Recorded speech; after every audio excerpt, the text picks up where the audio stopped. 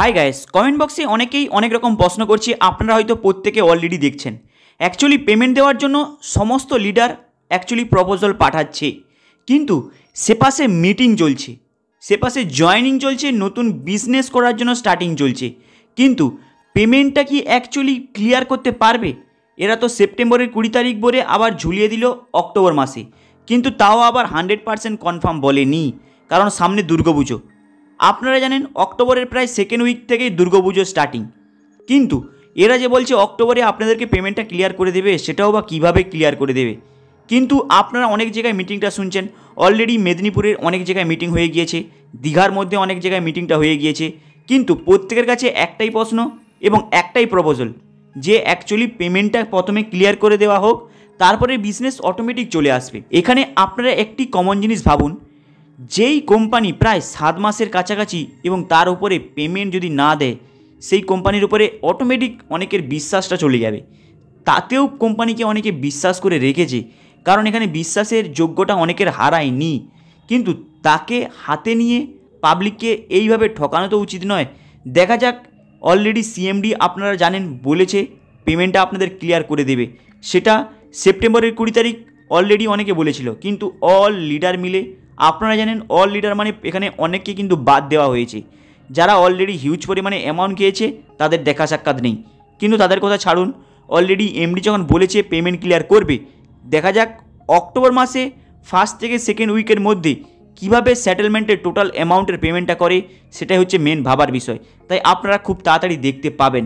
কিন্তু কমেন্ট বক্সে অনেকে অনেক রকমের ডিফারেন্ট প্রশ্ন করেছে। অনেকে প্রশ্ন করছে যে দাদা, অ্যাকচুয়ালি আমরা যে সেটেলমেন্ট যে করেছি, অনেকের ব্যালেন্স এখনও টোটালটাই পেন্ডিংয়ে পড়ে আছে, ওই ব্যালেন্সটা অ্যাকচুয়ালি কবে অ্যাক্টিভ হবে এবং কবে ওরা ট্রেডিং করার জন্য নেবে। আরেক সাইডে প্রশ্ন করছে যে দাদা, এসডিএফএক্সের অ্যাপসটা কখন বন্ধ হয়ে গেল বুঝতে পারলাম না, সেখানে তো অনেকটা ব্যালেন্স তো পড়ে আছে, তাহলে সেই ব্যালেন্সটাকে কীভাবে ট্রান্সফার করে নিয়ে আসবো লাইভ অ্যাকাউন্টের মধ্যে, তার একটি প্রসেস বলে দিন। এই দুটো প্রশ্ন এই মুহূর্তে সবথেকে বেশি ক্রিটিক্যাল চলছে।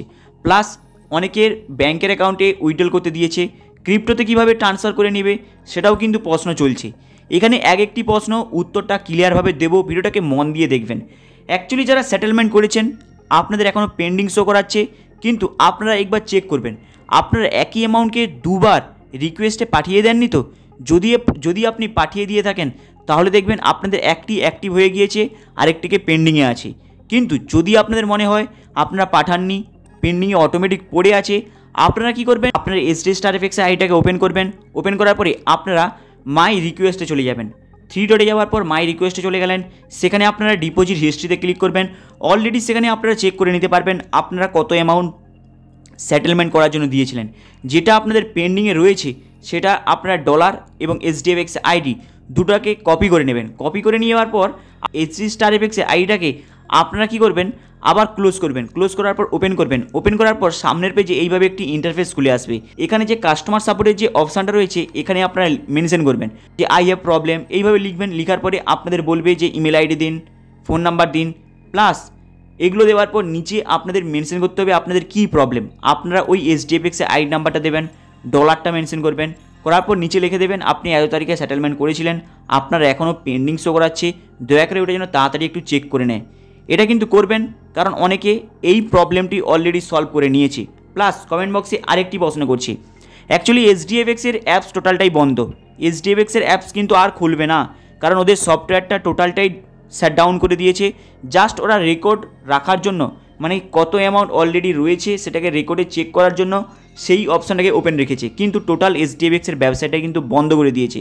তাই যাদের এসডিএফএক্সের সেটেলমেন্টের ক্যান্সেল হয়ে গিয়েছে কিংবা এইচডিএফএক্সের সেটেলমেন্ট হয়নি, বাকি রয়ে গেছে, আপনাদের তো খেয়াল নেই, আপনারা ইমিডিয়েটলি আপনাদের লিডারের সঙ্গে কন্ট্যাক্ট করবেন। আপনারা লিডারের সঙ্গে কন্ট্যাক্ট করার পরেই আপনাদের নাম সহ আপনাদের লিডারকে কন্ট্যাক্ট করে পাঠিয়ে দেবেন। সেখানে আপনাদের যা যা ডিটেলস চাইবে দেখবেন আপনাদের ইজি সহকারে এসডি স্টার এফএক্সের ওই সেটেলমেন্টটা আপনাদের পুনরায় এটা হয়ে যাবে। কিন্তু মাথায় রাখবেন, এমডি অলরেডি বলেছে এই প্রসেসটা কিন্তু অনেকটা টাইম লেগে যেতে পারে আদার্স যারা সেটেলমেন্ট করেছেন। তাই এই বিষয়টি খুব তাড়াতাড়ি করে নেবেন, কারণ লিডারের থ্রুতে আপনারা ডাইরেক্ট অফিসের থ্রুতে করবেন, খুব ইজি সহকারে হয়ে যাবে।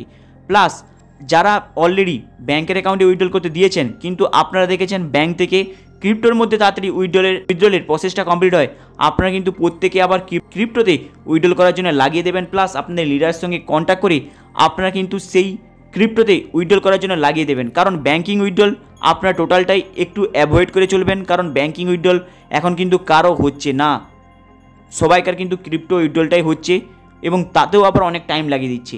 তাই আপনারা চেষ্টা করবেন এসডি স্টার এফএক্সের যা ব্যালেন্স আপনারা উইথড্রল করছেন সেটা আপনাদের সেলফ ট্রেডিং হতে পারে, কিংবা যারা আগে সেটেলমেন্ট করেছিল সেই অ্যামাউন্ট হতে পারে।